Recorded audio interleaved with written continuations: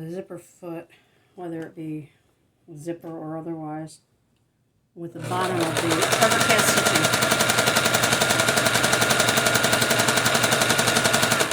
So if you line it up with the bottom of the overcast stitching, you get a beautiful seam.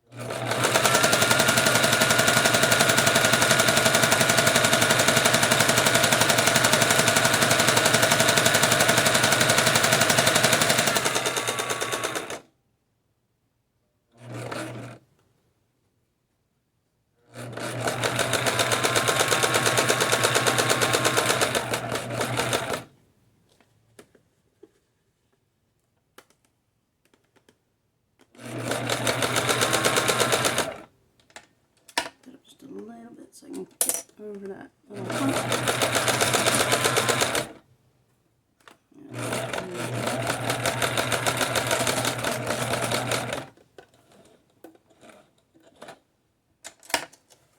Okay. Now remember, sewing on a thicker fabric like the chenille, you want to use a 16, number 16 needle.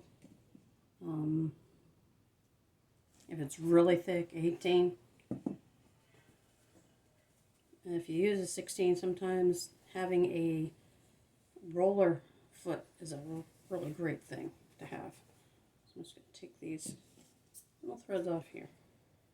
Little danglish things from stitching it.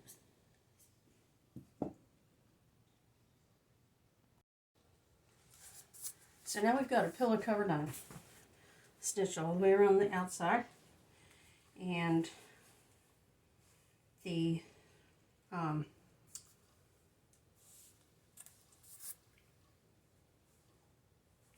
stitches are just below the overcast stitching.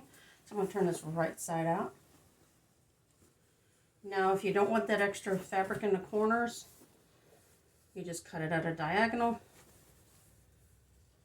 I left it because these pillows are going to be very poofy filling in this 24-inch square, which is how we want them. For sofa pillows, you want them not to be, you know, so that they sink in. And I made these a little more sofa friendly. There's that. Turn those corners out. There's the back, and there's the front. Now we get to stuff this big thing in there. The best way I can tell you, just squeeze one end, just like this, corner and corner. Put it in, and slowly wiggle it in there. When you do, you want to put your corners in the corners. As you go. Smaller pillars is easier. This one, a little more of a challenge. Pull it up on the other side. You basically go from one side to the other, so you don't accidentally rip open any stitches, and that's why we do the locking stitches or the backup stitching. And this is a very poofy pillow, which is good for going on the sofa. Stuff that in there. In there. Okay. Now,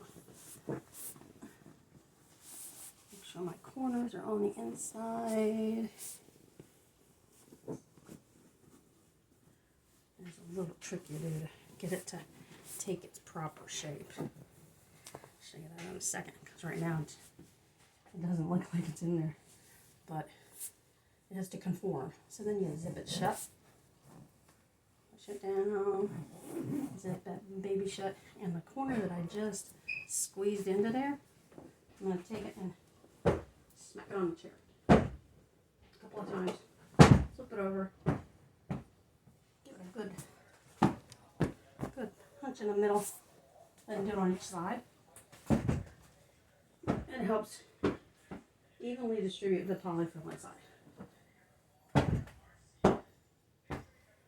Give it a good smack, and as you can see, it fills it up very, very nicely.